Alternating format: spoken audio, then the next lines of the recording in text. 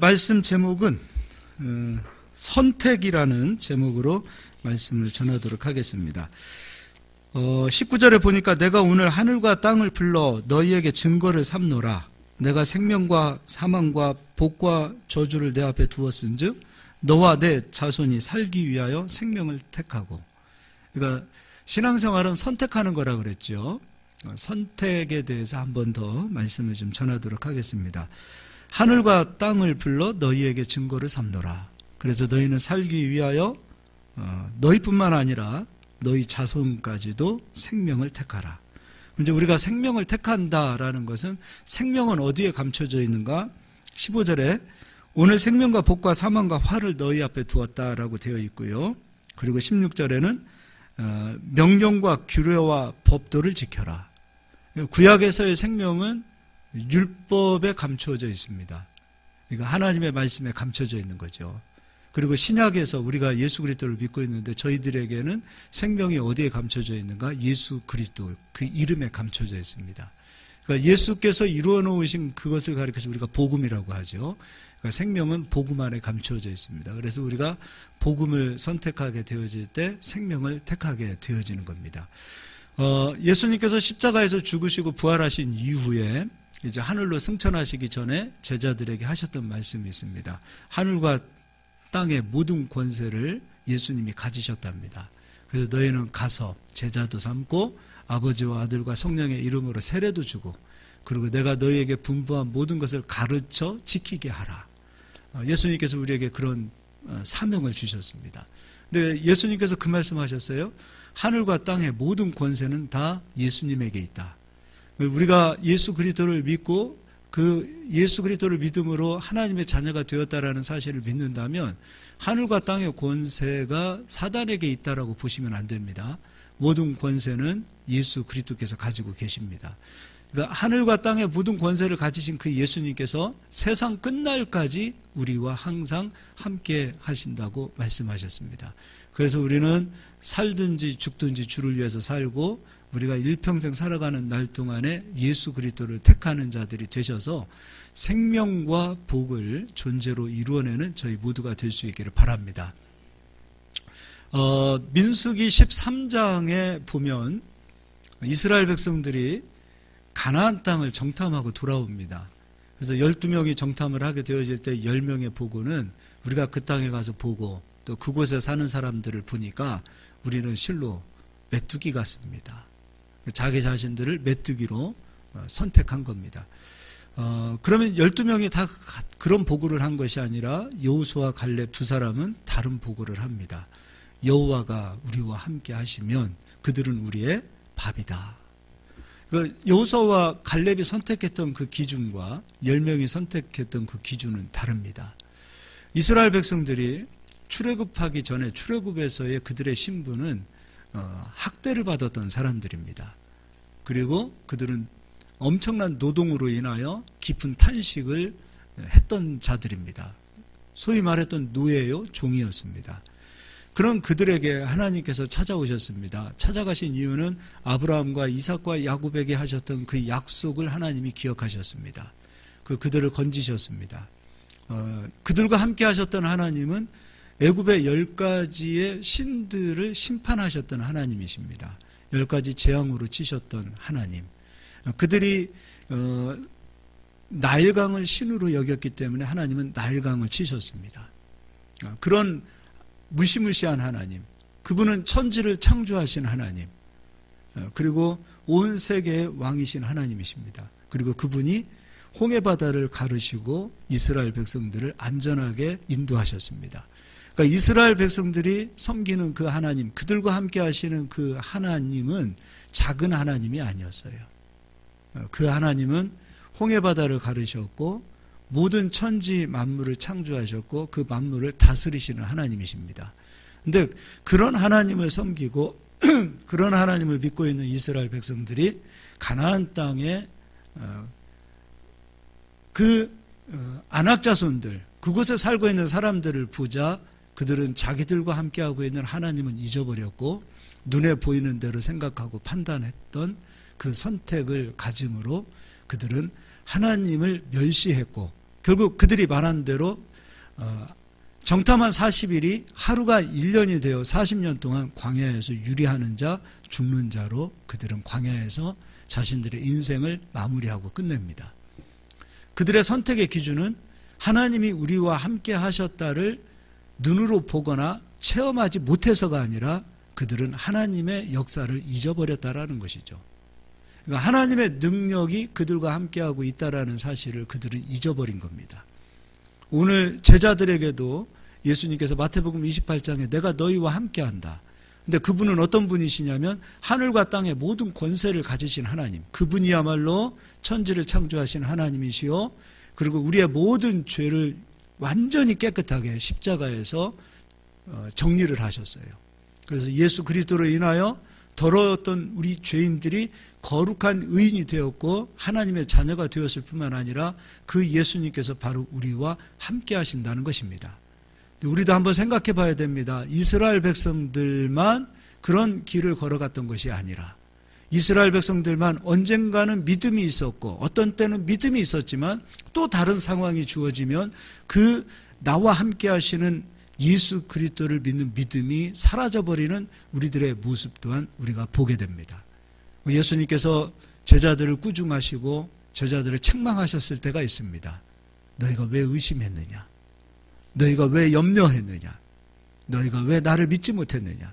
내가 너희와 함께하고 있는데 너희와 함께하고 있는 나는 태풍도 잠재우고 풍랑도 잠재우고 모든 만물을 말 한마디로 만들기도 하고 폐하기도 하시는 그 거룩하신 예수께서 너희와 함께하고 있음에도 불구하고 왜 너희는 나를 믿지 못하느냐?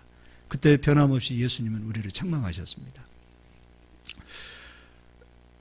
이스라엘 백성들만이 갖는 문제가 아닙니다. 그들은 환경을 보았을 때, 현실을 보았을 때 무엇을 선택했냐면 거룩하신 하나님의 능력을 선택하기보다는 자기의 능력, 자기의 그 연약함을 선택했습니다. 우리도 마찬가지입니다. 무엇을 선택해야 되냐면 하나님의 능력을 선택해야 되고 하나님께서 우리와 함께하고 계시다라는 그 믿음을 선택해야 됩니다. 어떨 때는 믿음이 있고 어떨 때는 믿음이 없는 그 이유는 무엇인가? 아직 하나님이 나와 함께 하신다는 그 생명의 말씀이 내 안에서 생명되지 못했기 때문이라는 거죠. 하나님의 말씀이 복음이 예수께서 이루어 놓으신 그 십자가의 도가 우리들 안에 생명이 되었다면 절대로 잊어버릴 수 없습니다. 현실 앞에서 무릎을 꿇지 않습니다. 사람 앞에서 무릎을 꿇지 않습니다. 얼마 전에 드라마를 봤는데 사람 앞에서 무릎을 꿇지 않고 가슴 펴고 그렇게 살아라. 아버지가 그런 자식에게 주는 그런 말씀이 있더라고요. 저는 그 말씀을 들으면서 하나님께서 우리에게 주신 말씀이 그렇거든요. 너희 현실 앞에서 무릎 꿇지 마. 사람 앞에서 무릎 꿇지 마. 가슴 펴고 살아. 하나님의 자녀는 가슴을 펴고 살아야 됩니다. 가슴을 펴고 살 때 하나님께서 기쁘시고 그리고 아버지가 보셨을 때 야, 우리 자녀들이 그래도 당당하게 사는 모습을 보니 좋구나. 우리 그리스도인들이 이 세상에 무릎을 꿇고 힘 가지고 돈이 있고 능력 있는 사람들 앞에서 무릎을 꿇고 산다면 하나님의 망신이 되는 겁니다. 오늘 10명은 사실적인 보고를 한 겁니다. 사실 자기 능력 그리고 그 사람들이 가지고 있는 능력 그 현실을 보았을 때는 메뚜기 같다라는 말이 사실적인 이야기입니다. 그러나 진실은 아니었습니다. 사실과 진실은 다른 겁니다. 진실은 홍해바다를 가르신 그 하나님께서 이스라엘 백성과 함께하고 있다는 것입니다.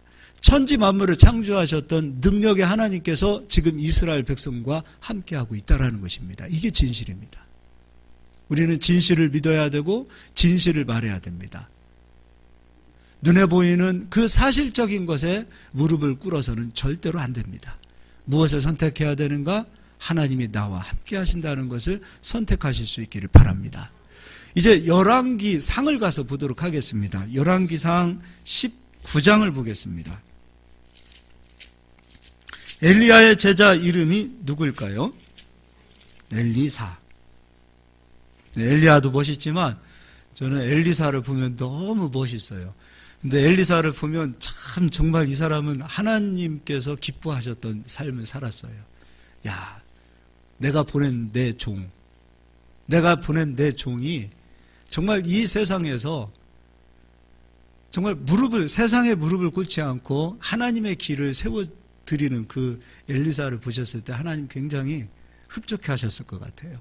근데 엘리사가 처음 부름을 받기 전에 엘리사가 가졌던 그 직업, 엘리사가 가졌던 그 신분이 어떤 신분이었는가? 41절을 19장입니다. 19절. 엘리야가 거기서 떠나 사밧의 아들 엘리사를 만나니 그가 12 겨리소를 앞세우고 밭을 가는데 자기는 12째 겨리소와 함께 있더라. 엘리야가 그리로 건너가서 겉옷을 그의 위에 던졌더니 그렇게 해서 엘리사가 이제 소명을 받습니다. 근데 엘리사의 직업은 뭡니까?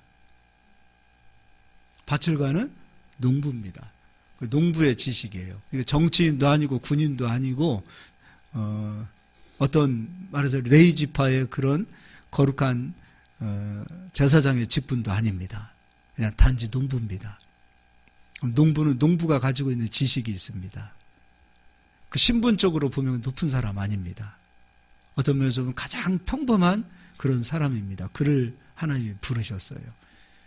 그리고 우리가 알다시피 엘리사는 엘리야에게 영감을 얻기 위하여 길갈에서부터 요단까지, 길갈, 베델, 여리고, 요단, 그 가는 곳마다 수많은 선지자들이 있었음에도 불구하고 엘리야의 제자들이 수없이 많이 있었음에도 불구하고 그 누구도 끝까지 엘리야를 쫓아가는 자가 없었어요. 근데 엘리사는 끝까지 쫓아가요. 그리고 엘리야가 이야기하죠. 네가 나를 이렇게 쫓아오는 이유가 무엇이냐? 나는 당신의 영감을 갑절로 얻기로 원합니다. 그리고 엘리야가 가졌던 그 영감을 실제로 엘리사가 가지고 옵니다. 길갈에서, 베델에서, 여리고에서, 그리고 요단에서 하나님은 요단강을 가르셨어요. 길갈에서 이스라엘 백성들의 수치를 제거하셨어요. 그리고 또 이스라엘 백성들이 유월절을 지켰어요. 여리고는 가나안 땅의 첫 성읍이에요. 모든 처음 것은 하나님의 것으로 하나님이 받으셨어요. 베델은 하나님의 집이 세워지죠. 우리가 잘 알다시피 야곱이 베델에서 돌로 베개를 치고 베개를 삼고 잠을 자다가 그곳에서 하나님의 영광을 보게 되어지고 내가 이곳에 하나님의 집을 세우겠습니다 해서 베델이라는 이름을 그곳에 세웁니다. 베델은 하나님의 집이라는 뜻입니다. 엘리야는 곳곳에 다니면서 엘리사에게 하나님의 말씀을 가르쳤어요. 그리고 하나님의 말씀에 영감이 들어가 있다는 것을 엘리사는 깨닫게 된 겁니다. 엘리사는 하나님의 말씀으로 무장되어졌습니다. 그리고 하나님의 성령으로 무장되어졌습니다. 그때 엘리사는 여전히 자기 자신이 농부였다면, 자기 자신이 메뚜기 같다면 그는 메뚜기 의식을 살든지 농부로서 살 것입니다. 우리가 이 세상에서 부름받기 이전에 각자의 이 세상에서의 신분과 위치들이 있습니다. 그러나 그것을 여전히 옛사람을 버리지 못하고 살아간다면 우리는 그리스도와 함께 새로운 피조물로 창조되어지지 못합니다. 옛사람을 벗어버려야 됩니다. 그리스도와 함께 사는 자가 되어야 됩니다. 새술은 새 포도주에 넣으라 그랬어요. 주께서 이루어 놓으신 그 생명이 우리에게 담겨져야 되는데 우리는 아직도 옛부대로서 살아가고 있다면 그 새술, 주님의 새 능력, 주님의 거룩한 권능, 주님의 말로 다 할 수 없는 끊임없는 그 생수와 같은 것들은 우리에게서 생명되지 못합니다. 하나님이 변해야 우리가 변하는 것이 아니라 우리가 변해야 하나님의 능력이 우리 안에 충만케 되는 겁니다. 무엇이 변해야 될까요? 옛사람의 이 지식, 옛 아담의 지식, 옛 아담이 가지고 있었던 죽은 성품들, 이런 것들을 우리가 십자가의 못을 받고 그리스도의 사람으로 날마다 살아가는 역사가 나타나야 됩니다. 엘리사는 그 일을 했다 이거예요. 근데 엘리사가 어느 정도로 새 사람으로 살았는지, 소명받기 전에는 농부였던 그가 소명받고 난 이후에 하나님의 종으로서 어떤 의식을 가지고 살았는지, 아까 민수기서에서 말했던 10명의 정탐꾼과 2명의 여호수아와 갈렙이 가졌던 그 선택의 기준을 놓고 보실 때 여러분이 한번 이 엘리사의 믿음을 한번 판단해 보시길 바랍니다. 그리고 우리 성도님들도 저도 마찬가지로 엘리사가 가졌던 이 믿음을 소유하실 수 있기를 바랍니다. 자, 읽어보도록 하겠습니다. 열왕기하 5장입니다.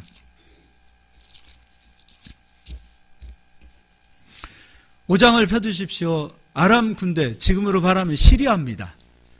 이 아람 그곳에 다메섹 강이 얼마나 아름다운지 몰라요. 실제로 인터넷에 찾아서 지금 시리아의 그 강들을 한번 여러분이 찾아보십시오. 정말 아름답습니다. 그리고 이스라엘 땅에는 요단강이 있어요. 근데 요단강 여러분 가시면 막상 가면 실망합니다.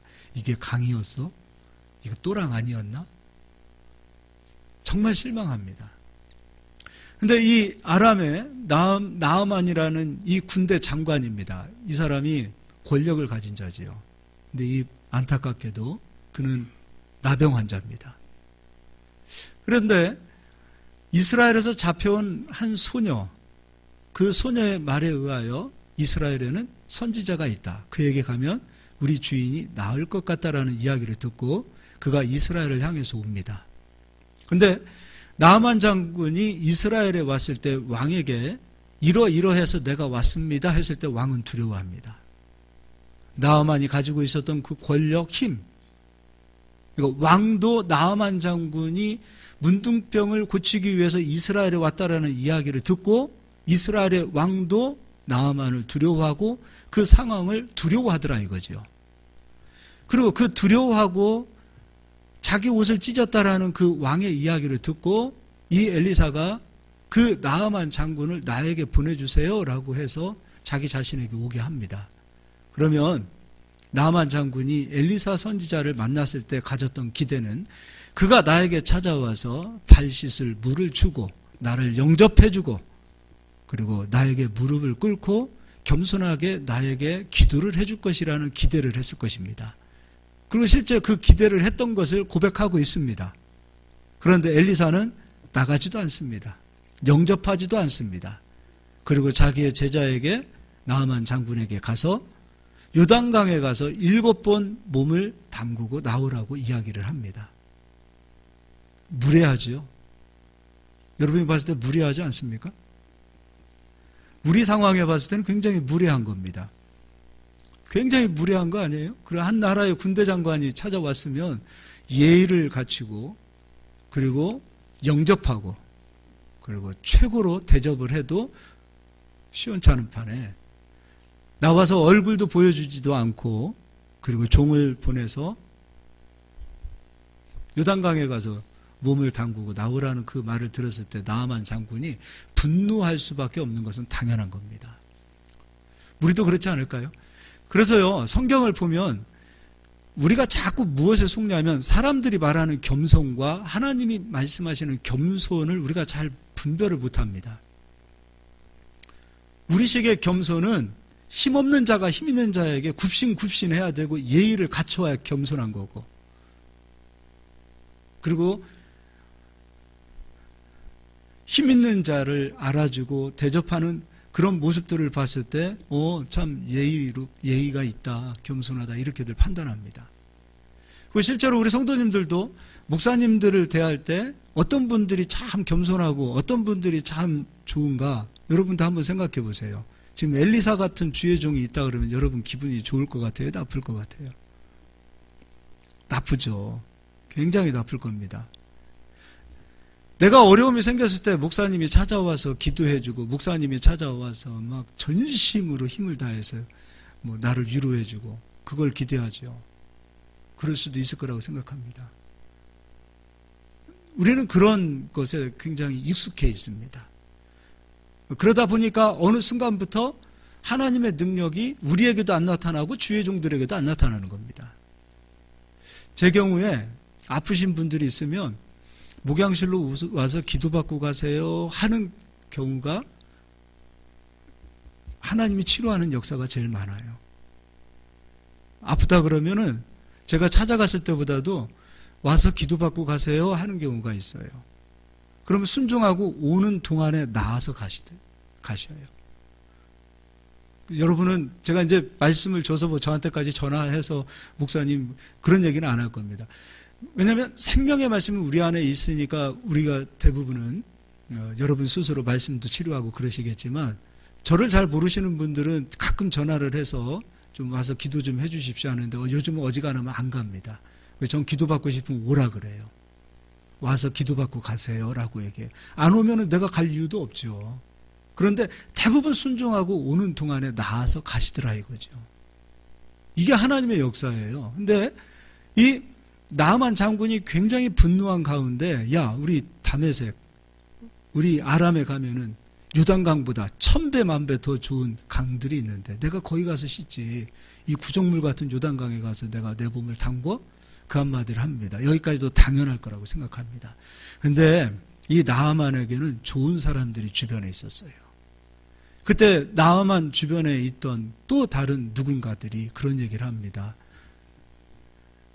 선지자가 이거보다 더 큰 일을 하라고 했다 하면 만약에 전쟁을 이렇게 하라 했다라면 당신은 순종하지 않았을까요? 그런데 저 밑에 내려가서 몸을 씻고 요단강에 내려가서 몸을 담그고 올라오라는 그 작은 일에도 순종하지 못하십니까? 라고 했을 때 나아만 장군이 그 얘기를 듣고 즉시로 내려가요. 그런데 그 나아병이 눈과 같이 깨끗하게 나왔습니다. 이게 바로 나아만 장군도 하나님 말씀 앞에서 자기를 내려놓았고요. 엘리사도 농부의 지식을 가지고 있었다면 아직도 자기 자신이 메뚜기라면 아직도 자기 자신이 애굽에서 종살이하고 있던 그런 신분이라면 아직도 농부로서 논이나 갈고 밭이나 갈고 있는 그런 상태의 의식으로만 가지고 있었다면 절대로 나아만 장군 앞에서 이렇게 할 수 없습니다. 그의 의식이 나는 하나님의 사람이요 라는 그 의식으로 채워져 있었기 때문에 그는 나아만 장군 앞에서도 무릎을 꿇지 않았다는 것입니다. 사람을 보는 기준이 권력을 가지고 있고 힘을 가지고 있고 돈을 많이 가지고 있다고 해서 무릎을 꿇는 그런 비겁한 사람이 아니었다라는 것입니다. 나아만 장군도 자기를 깨트려서 하나님 말씀 앞에 순종했고 자기 겉옷 벗어버리는 거 그거 아무리 여러분 군대 장관이라 할지라도 속에는 나병이요. 그리고 겉에는 으리으리한 옷을 입었다 하더라도 그 속은 나병 아닙니까? 근데 그 옷을 벗어버리고 있는 모습 그대로의 알몸으로 요단강에 내려갔을 때 하나님은 그를 치료하기 시작하신 겁니다. 우리들의 삶의 대부분의 문제들은 왜 나병이 떠나지 않는 역사가 나타나는가?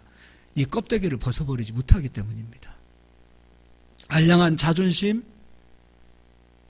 그리고 누가 날 알아주지 않는 것에 대한 그런 서운함, 그리고 자기 자신의 사실 우리는 누군가로부터 대접받기를 원하고 알아주기를 원하고 그런데 그런 것들을 내려놓는 거예요. 사람이 나를 보지 않는다 하더라도 하나님은 나를 보고 계신다라는 믿음으로 하나하나 내려놓는 거예요. 그때부터 하나님 일하기 시작하시는 거예요. 여러분 교회도 마찬가지입니다. 누가 나를 알아주지 않는데 그러나 하나님 보고 계세요. 그리고요 하나님 아시면 또 사람도 알게 돼 있는 거예요. 이게 하나님의 역사예요. 나아만은 그런 은혜로 문둥병이 나병이 깨끗하게 치료를 받았어요.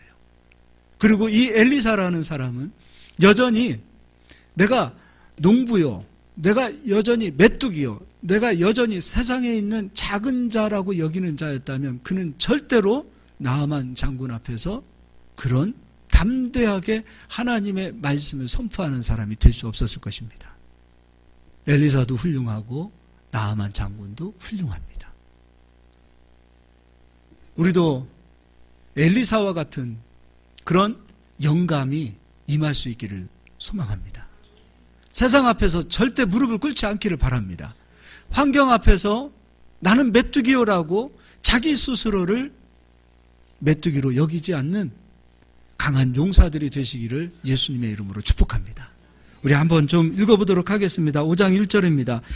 아람 왕의 군대 장관 나아만은 그의 주인 앞에서 크고 존귀한 자니 이는 여호와께서 전에 그에게 아람을 구원하게 하셨음이라. 그는 큰 용사이나 나병 환자더라. 9절입니다.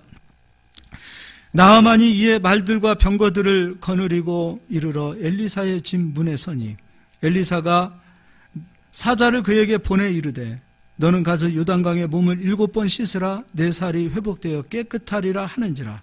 11절 나아만이 노하여 물러가며 이르되 내 생각에는 그가 내게로 나와서 그의 하나님 여호와의 이름을 부르고 그의 손을 그 부위 위에 흔들어 나병을 고칠까 하였도다. 이게 나아만이 가지고 있었던 생각이에요. 이건 기본적으로 힘을 가진 자들이 가지고 있는 공통적인 생각입니다.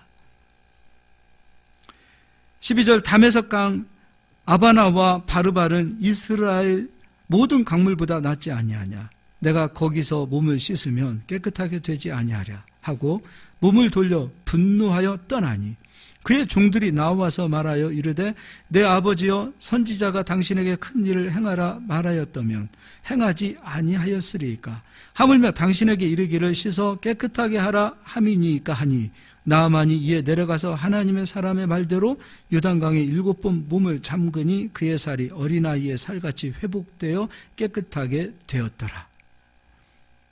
그러고 나서 나아만이 엘리사에게 찾아가서 무릎을 꿇어요. 우리가 세상에 무릎을 꿇지 않으면 세상은 우리에게 무릎을 꿇게 돼 있다 이겁니다. 이게 영적인 진리입니다. 그래서 하늘과 땅의 모든 권세를 가지신 예수 그리스도께서 우리와 정말 함께 하고 있다면, 그분이 나의 편이라면, 그분이 나를 도우시는 하나님이시요 나와 함께 하시는 임마누엘 하나님이시라면 감히 우리가 하나님 앞에서 나는 메뚜기요라고 말할 수 있냐 이거예요.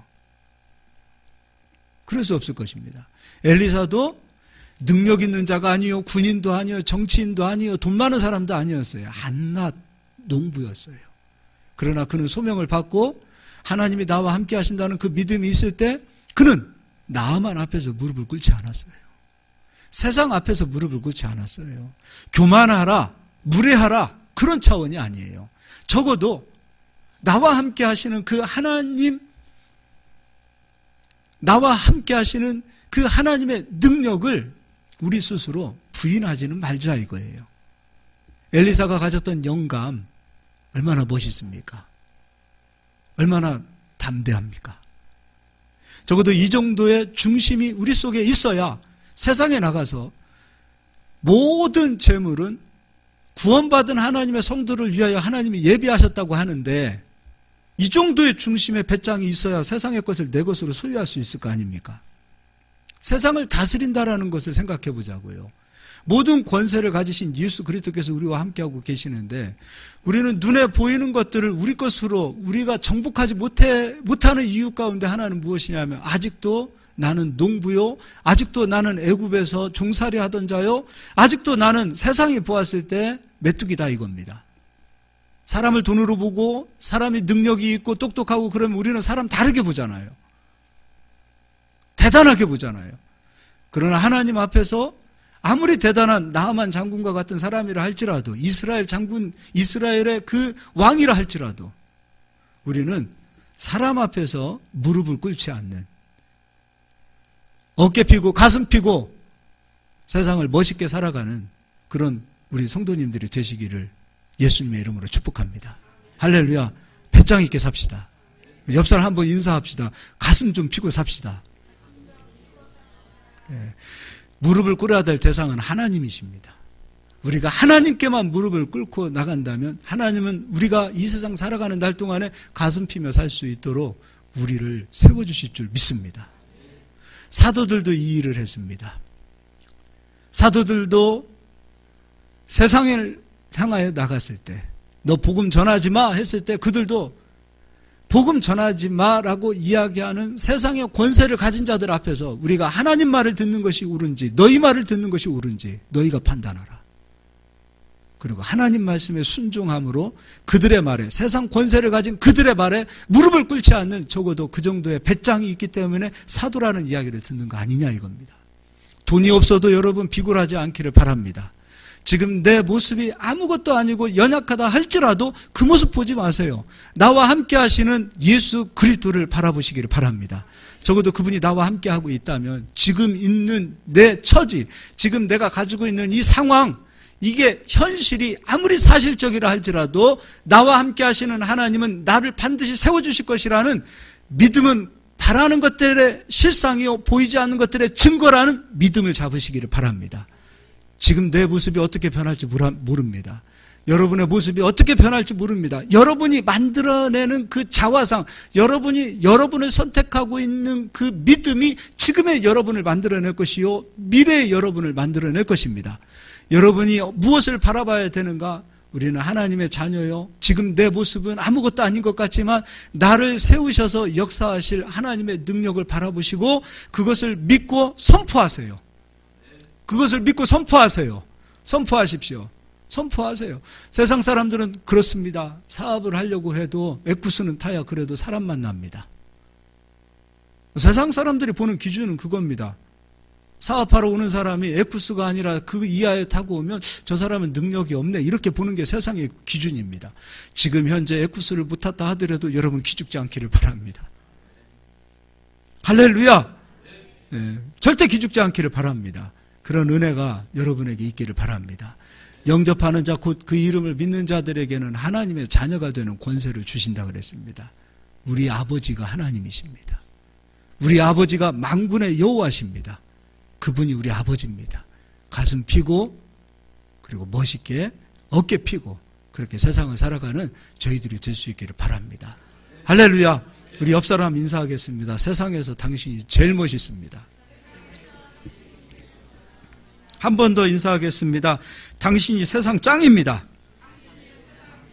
네, 한 번 더 인사하겠습니다. 까불지 마세요. 난 하나님의 자녀입니다. 예, 적어도 여러분 이 믿음 가지고 있어야 돼요. 목사인 저도 마찬가지입니다.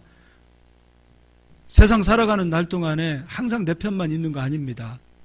그럴 때도 기죽지 않고 속상해하지 않는 이유는 하나님께서 제 편이 되어주시기 때문입니다. 이 믿음은 변하지 않습니다. 여러분 이 믿음으로 사실 수 있길 바랍니다. 예, 기도하겠습니다.